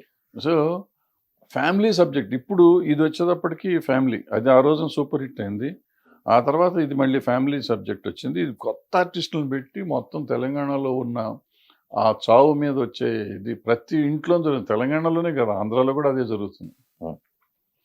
ప్లస్ మీకు అక్కడ చక్కగా కాకి సెంటిమెంట్ పెట్టి, అంటే నీళ్ళు మనం అందరం కలిసి ఉంటేనే మనం నమ్మకం కాకి ముట్టుకుంటాం. ఎందుకంటే మన వాళ్ళ ఆత్మ శాంతించాలంటే వాళ్ళ కోరిక నెరవేరాలి, చచ్చిపోయే ముందు కోరిక నెరవేరాలి. ఆ కోరిక ఏంటంటే అందరూ కలిసి ఉండాలి. చాలా అద్భుతమైన కాన్సెప్ట్. సో ఇప్పుడు మనం అందరం కొట్టుకుసేస్తున్నాం, రోజు తెల్లారులేస్తే కొట్టుకోవటమే కదా. కలిసి ఉండాలని చెప్తే సంహవ్ ఎక్కడో కనెక్ట్ అయ్యారు పబ్లిక్. ఎందుకంటే మన ఇళ్లలో ఎవరన్నా చచ్చిపోగానే మన ఆస్తుల కోసం కొట్టుకోవటం ఇవన్నీ మామూలు రొటీన్ కథలే.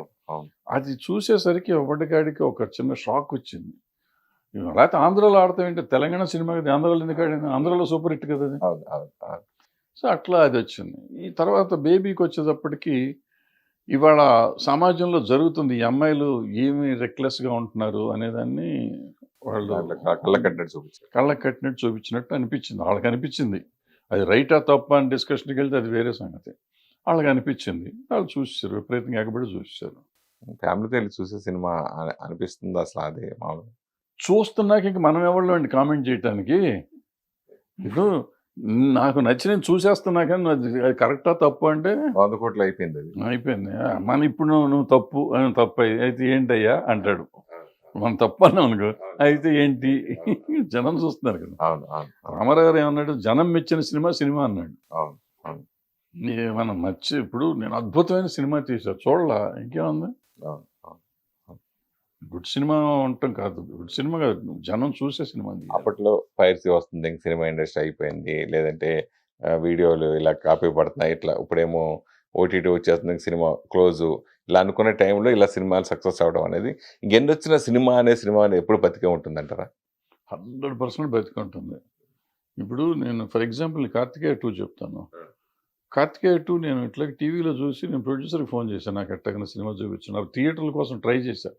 ఇప్పుడు ఈ 'బలగం' ఇవన్నీ వచ్చినాక ఏంటంటే సినిమా ఓటీటీలో రిలీజ్ అయినాక కూడా థియేటర్లో రన్ అవుతుంది. అప్పుడు అది రన్ అవ్వాల, రిలీజ్ అయిన రోజే చూశాను. నెక్స్ట్ డే తీసేశారంట. అది ట్రై చేస్తే ప్రొడ్యూసర్ ఫోన్ చేసి, బాబు నాకు సినిమా థియేటర్లో చూడాలని ఉంది. ఆ theatre experience is an experience, అది ఎప్పుడు పోదు. పోతే ఓ 10% 20% తేడా రావచ్చు. ఇప్పుడు ఆ 10% 20% కూడా నా లెక్కలో తేడా రానే రాదు. వీళ్ళు ఎవరో సినిమా చూసే బ్యాచ్ కాదు. మనం టీవీల్లోనే ఫేస్బుక్లో తిట్టేవాళ్ళు, ఇంటర్నెట్లో దాంట్లో పెడతాంటారు, అది ఇన్స్టాగ్రామ్ దేంట్లో పెట్టేవాళ్ళు, వీళ్ళు ఎవరో సినిమా చూసేవాళ్ళు కాదు. ప్లస్ హేట్రెడ్ గ్యాంగ్ వీళ్ళంతా. నాకు ఓ పలానా హీరో మీద దొబ్బుదేలు ఉంటే నేను పెట్టేస్తా, చెత్త సినిమా, చండాలపు సినిమా, ఇట్లా రాడ్ వేసాడు, తొక్కేసాడు, నా కొడుకులకి ఈడు సొమ్మ, ఈడు ఎవడండి రాడు దింపాడు, తోలు దింపాడు. ఇప్పుడు జనం లేకపోతే రిజెక్ట్ చేస్తున్నారు, నెక్స్ట్ డే రిజెక్ట్ చేస్తున్నారు సినిమా. ఆ రాడ్ దింపాడో బోర్డు దింపాడో నువ్వు ఎందుకు చెప్పాలా?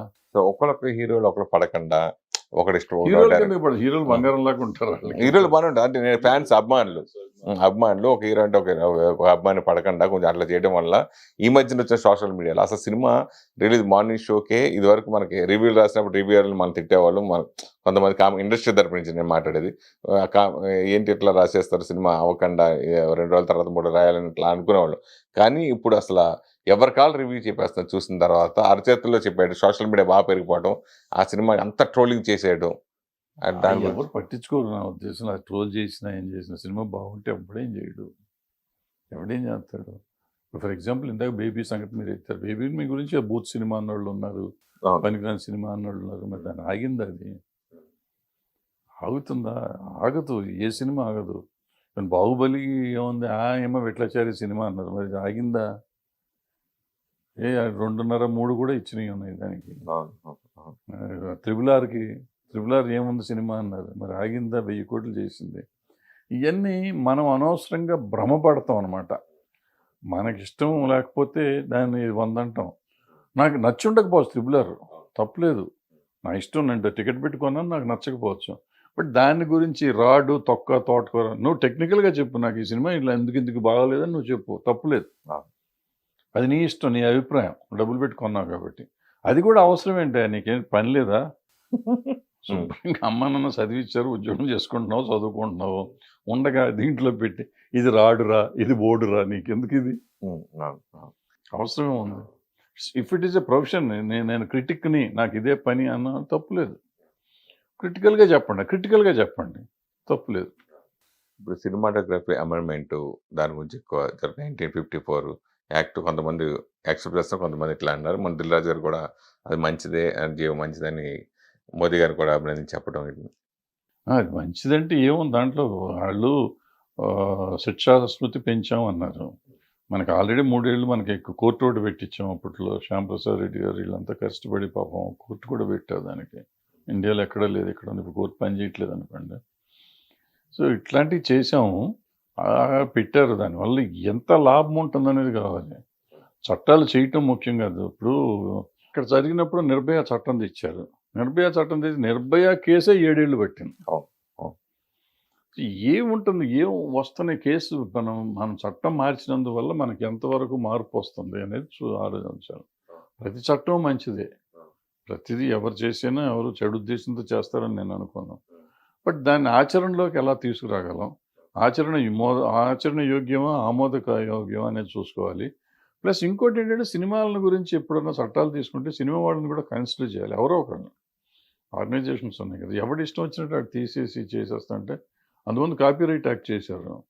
కాపీరైట్ యాక్ట్ ఏంటంటే, ఇప్పుడు నేను సినిమా తీస్తున్నా, నేను ఒక కథ తీసుకున్నా, కథలో ఒక సిచ్యువేషన్ తీసుకుని దానికి ఒక పాట రాయిస్తాను. అంటే సిచ్యువేషన్ నేను ఇస్తున్నా, పాట నేను ఇస్తున్నా, మ్యూజిక్ డైరెక్టర్ డబ్బులు ఇస్తున్నా, రైటర్కి డబ్బులు ఇస్తున్నా, ఆర్కెస్ట్రాకి డబ్బులు ఇస్తున్నా. కానీ హక్కు నాది కాదు, పాట మీద హక్కు నాది. పాట మీద హక్కు ఎవరిదో రైట్స్ కొనుక్కున్న వాళ్ళదంట. దానికి ఇప్పుడు నేను నా ఫిల్మ్ నగర్ క్లబ్లోనో లేకపోతే మన ఆఫీస్లో పండగ ఏదైనా ఫెస్టివల్ చేసి నా సినిమా 100 days ఫంక్షన్ చేసి నేను పాట పెట్టుకుంటే నేను వాళ్ళకి వచ్చి డబ్బులు ఇవ్వాలి. ఇది ఎక్కడ కూడా నేను ఇన్ని కోట్లు ఖర్చు పెట్టి నేను సినిమా తీస్తే నేను సిచ్యువేషన్ ఇవ్వకపోతే ఆయన పాట రాసింది నేను కొనుక్కున్నట్టు అనుకోవచ్చు. డబ్బులు ఇచ్చేది అక్కడ వెస్టర్న్ కంట్రీస్లో ఉండేది. వెస్టర్న్ కంట్రీస్లో ఏంటంటే ప్రైవేట్ ఆల్బమ్స్ అన్ని, వాళ్ళకి సినిమాలో మ్యూజిక్ లేదు. మనకి సినిమాలో పార్ట్ మ్యూజిక్. ఇప్పుడు మనకి ఎంత దరిద్రం అంటే, మనం సినిమా తీస్తే ఆడియో కంపెనీకి ఇచ్చేస్తే ట్రైలర్ వేసుకుంటానికి, ట్రైలర్లో యూట్యూబ్ రైట్స్ మనవి కాదు, ట్రైలర్ వాళ్ళు వేయాలి, మన వేస్తానికి వీల్లేదు. ఇది ఎక్కడ సినిమా ట్రైలర్ వేసుకుంటానికి కూడా హక్కు లేని దౌర్భాగ్యపు స్థితిలో ఉంది మనం. మరి మీకు డబ్బులు ఇస్తున్నారు కదా ఎవరు? ఆడియో కంపెనీ కొనుక్కున్న వాళ్ళు ఇవ్వద్దు మనీ. మీరు అమ్ముకోకుండా ఉంటే మీకే ఉంటుంది కదా. అట్లాగా నాకు డబ్బులు దేనికి ఇస్తున్నారమ్మా? రైట్స్ తీసుకున్నందుకు, ఆడియో రైట్స్ తీసుకుని ఆడియో రైట్స్ మీద అతను సంపాదించుకుంటున్నాడు కదా, దాన్ని మనం అడగట్లేదు కదా. లాస్ వచ్చి కూడా ఉంటాయి కదా. ఇప్పుడు సినిమా డిజాస్టర్ అవుతుంది, నేను వెళ్ళి అతను అడుగుతున్నాను, అతను కదా కొనుక్కుంటున్నాడు, నేను అడగట్లా.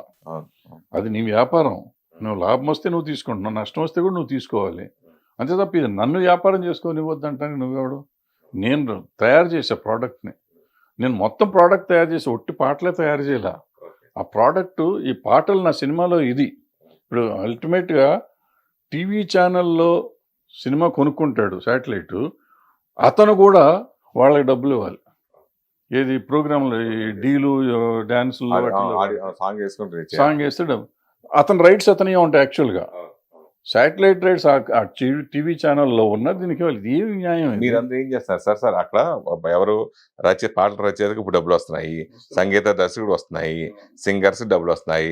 ఈ దర్శక నిర్మాతలు ఏం చేస్తున్నారు? అదే నేను అడుగుతున్నానమ్మా. ఇప్పుడు ఇంతవరకు సోదంతా అదే నేను చెప్పేది. అంటే మన దరిద్రం ఏంటంటే అక్కడ చట్టాలు ఎందుకు జరుగుతున్నాయి అనేది ఇక్కడ ఎవడికి తెలియదు. ఎవడిని అడగరు. ఎవడో ఇన్‌ఫ్లుయెన్స్ ఉన్నోడు ఎవడో చేసేసుకుంటాడు, మారిపోతా ఉంటుంది అది. సో ఇప్పుడు ఇదంతా చెప్పింది ఏంటంటే ఆ చట్టం గురించి, నువ్వు ఇందాక అడిగిన చట్టం గురించి అది ఎంతవరకు పనికొస్తుంది అనేది వీళ్ళకి ఎవరికైనా తెలుసా? ఇప్పుడు ప్రాబ్లం ఏంటంటే గవర్నమెంట్ చేసింది, మనం మెచ్చేసుకుంటే బెటరు. వాళ్ళు జీఎస్టీ ఎందుకు వేస్తున్నారని ఎవరిని అడిగారు వీళ్ళు? ఇవాళ జీఎస్టీ ఎందుకండి సినిమాకి అంత 18% జీఎస్టీయా? 18% జీఎస్టీ ఇస్తున్నాం. 100 రూపాయలు అంటే 120 రూపాయలు టికెట్ కడుతున్నాం మనం. ప్రజల మీద అది ప్రతి రూపాయి మీద ఇప్పుడు జీఎస్టీ వస్తుంది. ఎట్లా అకౌంటబిలిటీ అది? సో ఇవన్నీ అడగట్లేకుండా మనం వాళ్ళు ఏది చేస్తే అది రైట్, ఆహా అద్భుతం అనుకుంటూ కూర్చుంటే ఇట్లాగే ఉంటుంది. అంటే ఇలాంటి సమస్యలు ఇప్పుడు మనకు మెయిన్ ఇప్పుడు ఛాంబరే కదా సార్ ఫైనల్గా మనం డెసిషన్ తీసుకుని చేసేది ఇండస్ట్రీ తరపు నుంచి. సో ఇప్పుడు కొత్తగా దిల్ రాజు గారు ప్రెసిడెంట్గా వచ్చారు. సో ఇప్పుడున్న సమస్యలు ఇప్పుడు మీరు చెప్పారు పాటల గురించి, ఆడియో రైట్స్ గురించి, దీని గురించి వీళ్ళందరికీ ఒక యూనిట్ ఉంది. మన ప్రొడ్యూసర్లకి, డైరెక్టర్లకి వీళ్ళకి ఎవరికి యూనిట్ లేకుండా పోయింది. సో అలాంటి సమస్యలు మీకు ఇంకా అనిపించినవి ఏంటి? ఆ సమస్యల్ని ఇప్పుడు దిల్ రాజు గారు పరిష్కరించగలగరా, చేయగలుగుతారన్న నమ్మకం మీకు ఉందా? మనకి తెలియదు, మనకెందుకు వచ్చింది చెప్పు. వాళ్ళ రాజకీయాలు వాళ్ళే, మనకెందుకు? వచ్చినాయి చెప్తాం. ఆవిడని అడిగితే చెప్పాలి, అడగకుండా. ఎందుకంటే ఇక్కడ ఏదో మన ఇద్దరం చర్చించుకుంటున్నాం కాబట్టి చెప్పుకుంటూ పోతున్నాం. నాకేం తీట పట్టింది వీళ్ళే దిల్ రాజు గారితో కూర్చుని. ఆయనకి అంత టైం ఉండదు, ఆయన బిజీ ఆయన బిజీ ప్రొడ్యూసర్, ఆయనకి టైం ఉండదు. ఆయన ఇంటానికి టైం ఉంటుందా ఉండదు, మనకెందుకు చెప్పు. అయితే ఏం చేస్తాం? నాకు అవసరం లేదు, ఇవాళ నేను సినిమా తీయట్లేదు, నాకు పోదు. మీరు కూడా బిజీగా ఉన్నా కానీ మీరు కూడా కొన్ని సమస్యలు చేసి ఉండొచ్చు, చేయకపోయి ఉండొచ్చు. సో నా తీట నాది, నేను అప్పుడు ఆ గోలండి చేశాను. వాళ్ళకి తీట గోలు ఉందో లేదో నాకేం తెలుసు. అది కాకుండా ఇవాళ ప్రొడక్షన్లో ఉన్న వాళ్ళకి తెలిసినంత నాకు తెలియదు. నేను చెప్పినవన్నీ జనరల్ ఐటమ్స్. ఇవాళ ప్రొడక్షన్లో ఉన్న వాళ్ళకి వాళ్ళు కొన్ని కొత్త వచ్చిన టెక్నాలజీ మారిపోయింది, సిస్టమ్ మారిపోయింది. సో వాళ్ళందరూ కూర్చొని మాట్లాడుకొని చేసుకోవాలి. వాళ్ళు నిజంగా అంటే ఎవరన్నా పిలవాలి, సీనియర్స్ ఎవరన్నా తెలిసిన వాళ్ళు ఉంటే పిలిచి మాట్లాడుకుని ఇంకేమైనా చేద్దామా అని ఆలోచిస్తే బాగుంటుంది. పిలవని పేరెంటాలకి మనం వెళ్ళి నువ్వెందుకు వచ్చావు అనిపించుకోవటం అవసరం మనకి? ఇదివరకు అసలు ఏ సమస్య వచ్చినా ఏది వచ్చినా కానీ ఓ పెద్ద తరహాగా మీలాంటి వాళ్ళు చాలా మంది వచ్చి పార్టిసిపేట్ చేసేవారు. ఇప్పుడు ఇప్పుడు ఆ కలుపుకొలతనం ఇప్పుడు పోయిందా? అవన్నీ అక్కర్లేదనే కదా ఎలక్షన్లు అట్లా కొట్టుకున్నారు మొన్న. వాళ్ళకి వాళ్ళు పెద్దవాళ్ళు అనుకున్నారు, కొట్టుకుంటున్నారు. పెద్దవాళ్ళు అంటే నిజంగా పెద్దవాళ్ళు వాళ్ళు. డెఫినెట్గా వాళ్ళ మార్కెట్ ఉన్న పరిస్థితుల్లో వాళ్ళు సూపర్ స్టార్స్ వాళ్ళంతా. వాళ్ళని కాదంటానికి ఏం లేదు, మనకి అసలు అనే హక్కు లేదు. బట్ దానికి కూడా కొన్ని పద్ధతులు ఉంటాయి, పద్ధతిగా చేసు. ఇప్పుడు దాసరి గారు ఉన్నప్పుడు కూడా మీరు కొన్ని సమస్యలు ఆయన దృష్టికి వెళ్ళకుండానే, ప్లస్ ఆయనే మీకు అప్పచెప్పారు కొన్ని సమస్యల్ని. మీరు ఆయన చేయలేని పనులు కూడా మీరు చేశారు కొన్ని మాకు తెలిసి ఉండి. అలాంటి భరద్వాజ గారు ఎందుకు ఇట్లన్నింటికి బాగా దూరం అయిపోయారు? ఎందుకు దూరం అవటం లేదు. ఇప్పుడు నేను దాసనారాయణరావు గారి టైంలో ఏంటంటే, యాక్చువల్గా దాసనారాయణరావు గారు మెడ్రాస్లో ఉండేవారు, ఇక్కడ తర్వాత వచ్చారు. సో ఇక్కడ ఉన్నప్పుడు అప్పుడు నేనే మొత్తం ఇక్కడ హ్యాండిల్ చేశాను కొంతకాలం. తర్వాత ఆయన వచ్చినాక ఆయన హ్యాండిల్ చేస్తా ఉంటే ఆయన చేసి ఆయన చెప్పి కొన్ని చెప్పకుండా కొన్ని ఆయన దగ్గరికి వచ్చినాయి అని నా దగ్గరికి తోసేవారు. నువ్వు చేసుకే చూడబోయే భరద్వాజ్ అనేవారు. సో అట్లా చేసేవాళ్ళం, పని ఉంది కదా. అంటే నేను అడిగా ఒకరోజు గురుగారు అసలు మనకెందుకు, మనకి అర్థం అవ్వట్లేదు, కానీ మనం ఇక్కడ మాట్లాడతా అంటే మన ముందు డోర్ వచ్చినప్పుడు కాళ్ళు మొక్కుతున్నారు మీకు పర్టికులర్గా. ఆయన కూర్చోబెట్టి అడిగా, రాగానే కాళ్ళకి దండం పెడుతున్నారండి. సార్ మీరు తప్ప దేవుళ్ళు లేరు గురువు గారు అంటున్నారు. తలుపు దగ్గర మనకు వినపడతా ఉండగానే మన బూతులు తిట్టుకుంటూ వెళ్తున్నారు ముండా కొడుకులాళ్ళు. ఈ నా కొడుకులకి మనం ఎందుకు చేయాలి సార్ అని అడిగాను. ఆయన ఒకటి చెప్పాడు నాకు, మనం అనేవాళ్ళం మనం చేస్తామా చేయమా, అవుతుందా అవుదా కాదు, మన లాంటి వాడు ఒకడు ఉన్నాడు అనేసరికి వాళ్ళకి సమాజంలో కొంతమందికి భయం ఉండి కొంతన్నా తగ్గుతుంది. మొత్తం 100% మనం సాల్వ్ చేయలేం, కరెక్ట్. 100% ఎప్పుడు సాల్వ్ చేయలేం. బట్ 70-80% కట్ అయితే అవుతుంది. సో ఆ భయాన్ని మెయింటైన్ చేద్దాం. అవసరం ఉన్న పాపం అవకాశం ఉండి ఎవరికైనా జరిగిందనుకో, మనం చెప్పినవన్నీ ధర్మం అని కాదు. కొన్ని జరిగినాయి అనుకో సంతోషించాలి మనం. పక్కనోడికి హెల్ప్ చేసామని. మనకు అవకాశం ఉండి మనం చేయకపోవటం మనం ద్రోహం చేసుకోవటం అని చెప్పి ఆయన చెప్పాడు. నాకు అది మంచిదనిపించింది. అందుకని ఆయన కాలం చేశాను. ఆయన వెళ్ళిపోయినాక అసలు నాకే మనసు లేదు, మానేసి. ఎవరు ఇప్పుడు మొన్నటి వరకు చిరంజీవి గారిని మీరు ఉండమని మీలాంటి వాళ్ళు కొంతమంది ఉండమని చెప్పినా కానీ అలా జరగట్లేదు. What next?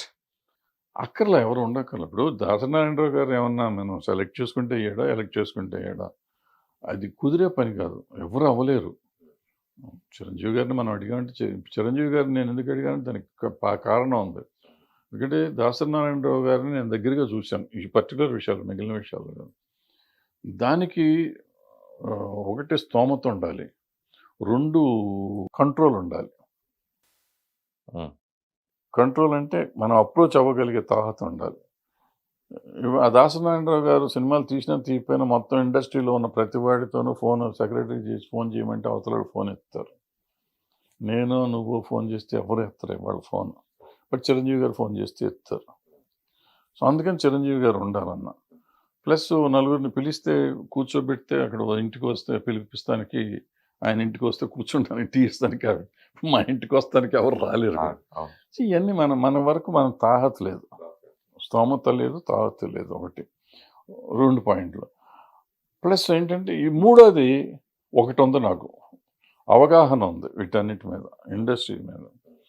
So but Chiranjeevi గారు లాంటి వాళ్ళు చూసుకుని ఎవరినో నన్ను కళ్యాణ్ మన సిసిసి అప్పుడు మమ్మల్ని అందరినీ పిలిచేట్టు చేశారు. అట్లా కోపప్ చేసుకుని చేయగలిగితే బాగానే ఉంటుంది అనే ఉద్దేశం నాది. నన్ను పిలవాలనే ఉద్దేశం అది. ఎవరో ఒకళ్ళని ఆయనకి తెలిసిన వాళ్ళు ఉంటారు కదా, వాళ్ళని పిలుచుకొని చేసుకుంటే బాగుంటుంది, ఈజీ కంట్రోల్. తర్వాత చిరంజీవి గారు ఉన్నప్పుడే కొన్ని జరిగినాయి కూడా. చిరంజీవి గారు కోఆర్డినేట్ చేశారు కాబట్టే కొన్ని జరిగినాయి, జరగకూడని కూడా జరిగినాయి. ఓకే.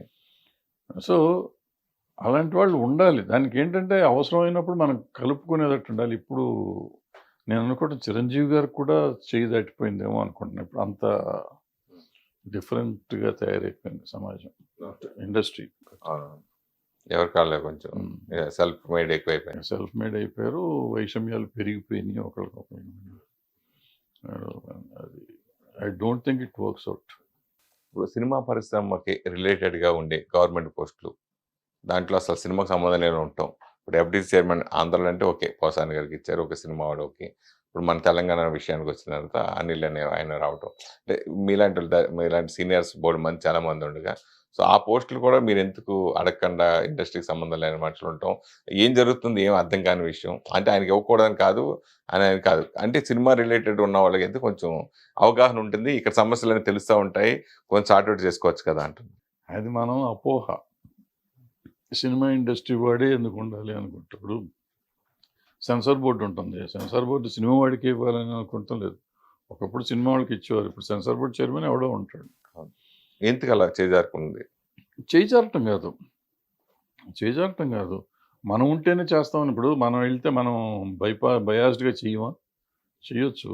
సో వాళ్ళు వస్తే ఇంకా బెటర్ అవగాహన ఉంటుంది కదండి మనకి పరిస్థితుల గురించి. ఉండాలి అంటే అవగాహన అనేది. ఇప్పుడు ఇందాక నేను క్రిటిక్స్ గురించి మాట్లాడాను చూడు.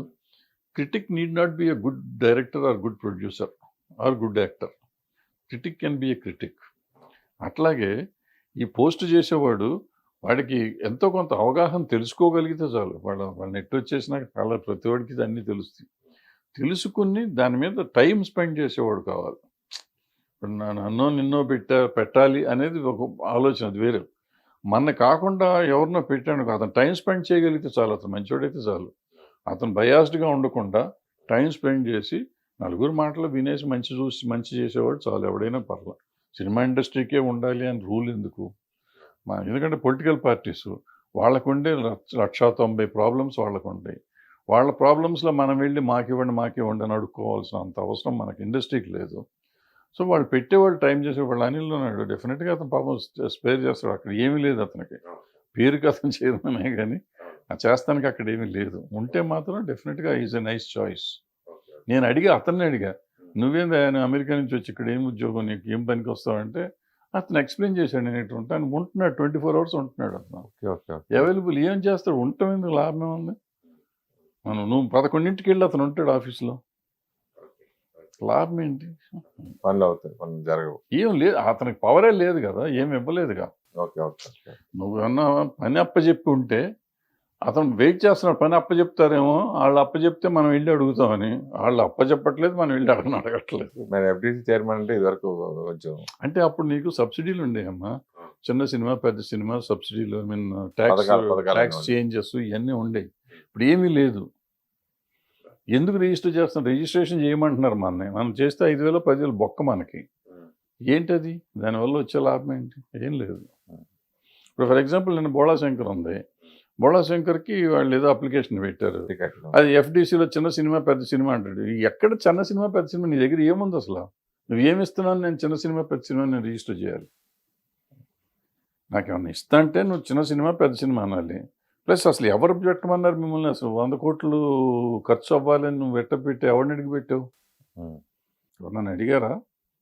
మీ అంతటి మీరు అనేసుకుని మీరు ఏదో చేసేసి దాని మీద పెడితే, అఫ్కోర్స్ ఆ సినిమాకి మన వాళ్ళు పెడతాం కూడా తప్పు అనుకో, అనవసరంగా పెట్టారు. వచ్చిన తర్వాత సాధించారు. వచ్చిందా? లాస్ట్ మినిట్లో తెలియదు, నా తెలియదు. వచ్చిందా? రచ్చ అయిపోయింది దాని గురించి మొత్తం. తిట్టుకున్నారు, అనవసరం కదా. ఏమొచ్చింది మనకి? దానివల్ల వచ్చే లాభం లేదు, నష్టం లేదు, అనవసరం అసలు దానికి. అసలు వాళ్ళు అడగటమే తప్పు. ఆ 12 పాయింట్లు అడిగారు, అడగటమే తప్పు. మనం అడగటం తప్పు అనేది పక్కన పెడితే వాళ్ళు అడగటం కూడా తప్పు. అప్లై చేయడం, ఫస్ట్ అప్లై చేశారు కదా, అప్లై చేయడం తప్పు నా ఉద్దేశం లేదు. నేను ప్రొడ్యూసర్ అయితే నేను అప్లై చేయను. ఎందుకంటే నాకు తెలుసు, ఆ సినిమా మొదలెట్టినప్పటి నుంచి నాకు తెలుసు. ఆ సినిమా ఓ పద్ధతిలో తీద్దాం అనుకున్నాను. ఆ సినిమాకి అక్కర్లేదు, ఎందుకంటే అంతకు ముందు సినిమాలకు మనకు అక్కర్లేనప్పుడు, అంతకుముందు దీనికంటే పెద్ద సినిమాలు, చిరంజీవి గారి సినిమాలైనా పెద్ద సినిమాలు, వాటికి అప్లై చేయలేదు. నాకు అక్కర్లేదు అని స్టేట్మెంట్ కూడా ఇచ్చారు. మరి ఈ సినిమాకి ఎందుకు అప్లై చేశారు? చేయకూడదు, బట్ చేశారు. సార్ వాళ్ళ ప్రొడ్యూసర్లు ఇష్టం, దాని గురించి మనం మాట్లాడదానికి కామెంట్ చేస్తాను, ఐఎమ్ నోబడి. కానీ ఇట్టిపోయి చేశాడయ్యా, చేస్తే నువ్వేంటి అడుగుతాం? అది ఏం పద్ధతి? రిజిస్టర్ చేయలేదన్నారు, ఆ 12 కారణాలు ఏవో చెప్పారంట. అందులో ఏదో ఇన్కమ్ ట్యాక్స్ అంట. ఇన్కమ్ ట్యాక్స్ సినిమా రిలీజ్ అయినాక కదా మనం ఇన్కమ్ ట్యాక్స్ రిటర్న్స్ సబ్మిట్ చేస్తాము. నా రిటర్న్స్ ఇవ్వమంటారు. ఎందుకు నీకు? నేను కోర్టులో వేస్తే కోర్టులో గెలిచినట్టు, కోర్టులోకి ఎప్పుడు కోర్టులో తెచ్చుకుంటారు. అనవసరం, అసలు అనవసరం. ఇది అంటే మామూలుగా టీడీపీ ప్రభుత్వం అంటే సినిమా వాళ్ళకి దగ్గరగాను, అదర్ ప్రభుత్వాలు అంటే కొంచెం ఇప్పుడున్న ప్రభుత్వాలు కొంచెం వ్యతిరేకంగా, ఇట్లా ఎందుకు అట్లా మారిపోయింది? ఎందుకు సపోర్ట్ చేయదు గవర్నమెంట్ సినిమా వాళ్ళకి? ఏమి లేదు, సపోర్ట్ చేయటం అంటే ఏముంది దీంట్లో? సపోర్ట్ చేయకపోవటం మనమే ఒక రోజు వెళ్ళి బాగుంది అంటున్నాం, ఒక రోజు బాగాలేదు అంటున్నాం.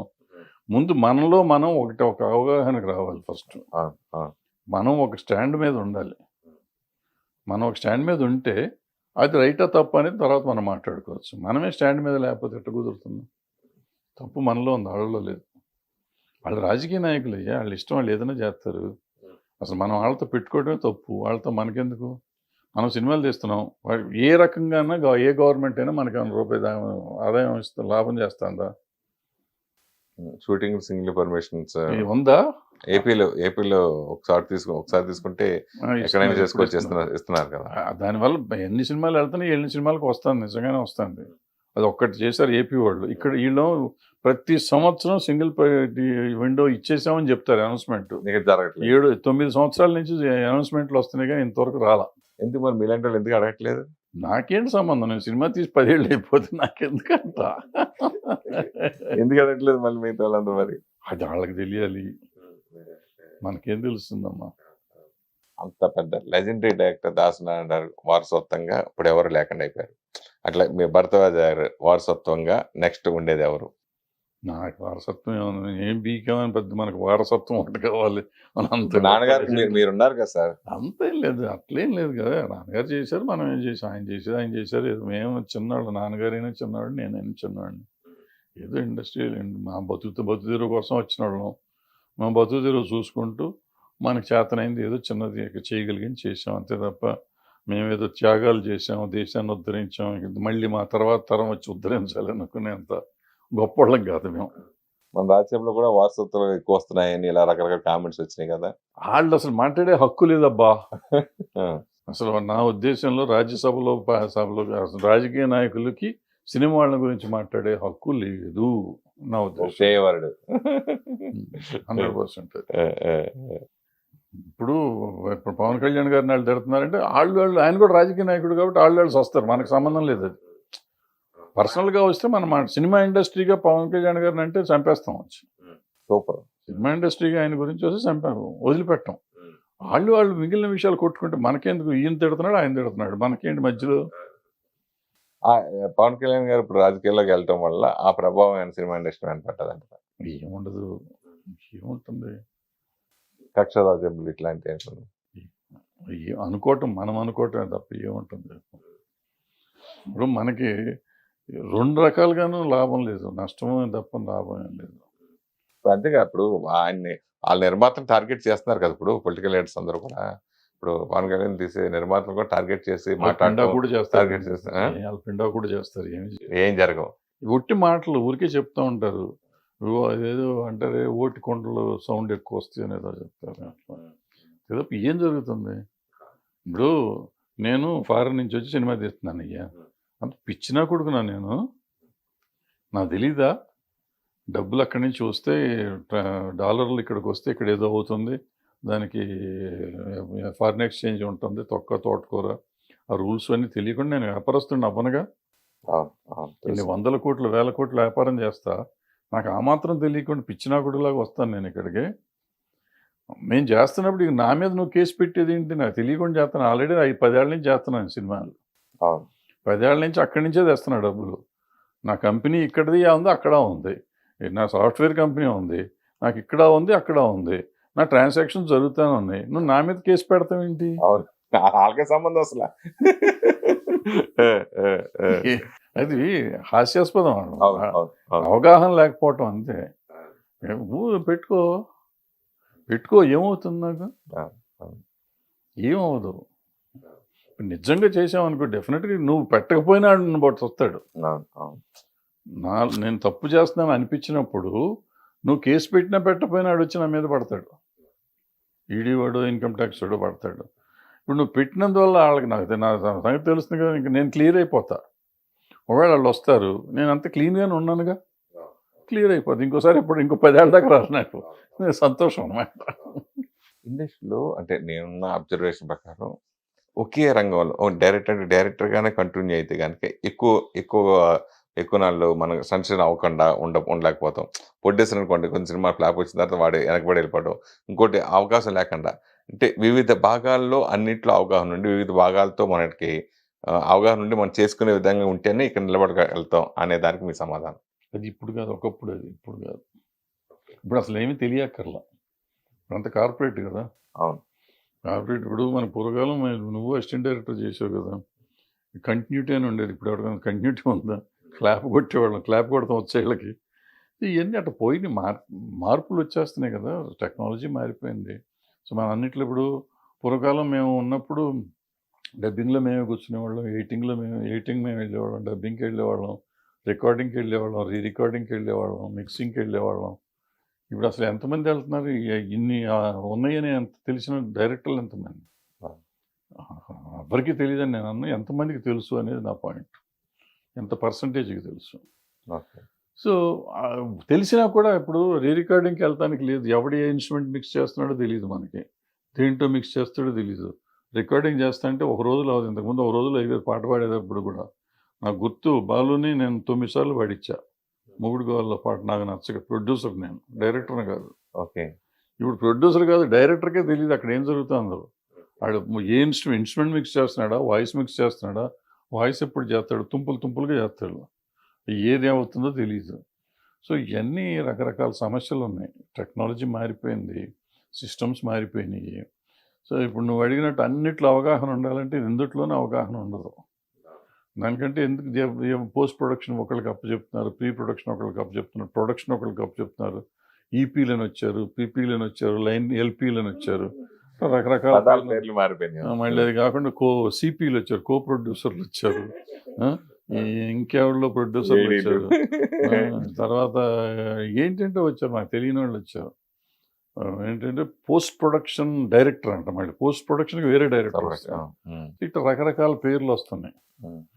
ఇప్పుడు సాంగులు చేస్తుంటే సాంగ్కి ఒక డైరెక్టర్, డ్యాన్స్ మాస్టర్ సెపరేట్గా ఉంటున్నారు కొన్ని చోట్ల, కొన్ని సినిమాలకి. సో ఇన్ని రకాలుగా మారిపోయి వచ్చిన తర్వాత మనం నువ్వు అన్నట్టు అన్నిట్లో అవగాహన ఉండి ఏం చేస్తాడు? సో మీ ఇన్నేళ్ళ ఎన్నో చేశారు, ఎన్నో ఎక్స్పెరిమెంట్ చేశారు, సక్సెస్ అయ్యారు. కానీ నాకు ఇది ఒకటి ఉంది, ఇది మిగిలిపోయింది అని అట్లా మీ కోరిక లేదని. చాలా మిగిలిపోయినాయి ఉన్నాయి, మనం అనుకునేవన్నీ జరుగుతాయా? That main thing.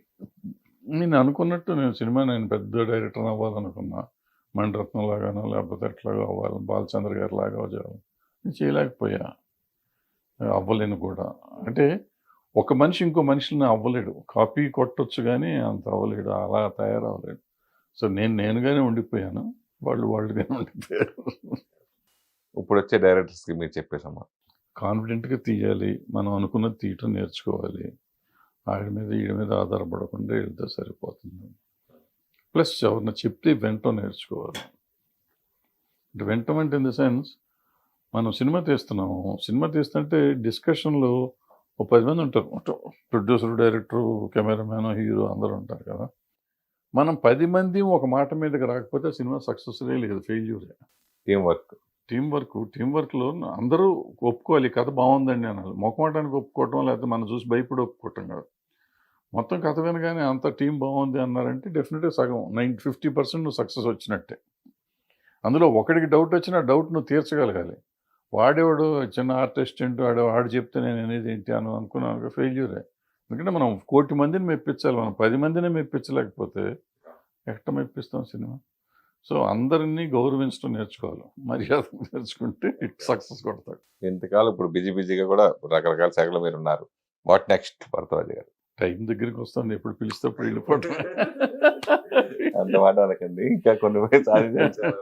మిమ్మల్ని ఇన్స్పిరేషన్ తీసుకుని చేసేవాళ్ళు కూడా కొంతమంది ఉంటారు. అది ఏం లేదు, చేస్తే మనం పని చేస్తాం, చచ్చేదాకా పని చేయటమే.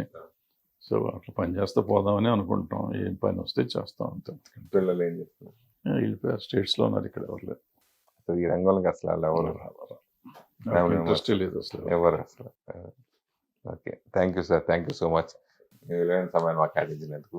హిట్ టీవీ యాప్ ని డౌన్లోడ్ చేసుకోండి. ఇందులో short news, live news, entertainment movies అన్ని అవైలబుల్ గా ఉన్నాయి. Please download hit TV app. Hit TV app. Hit TV యాప్ని ఫ్రీగా డౌన్లోడ్ చేసుకోండి.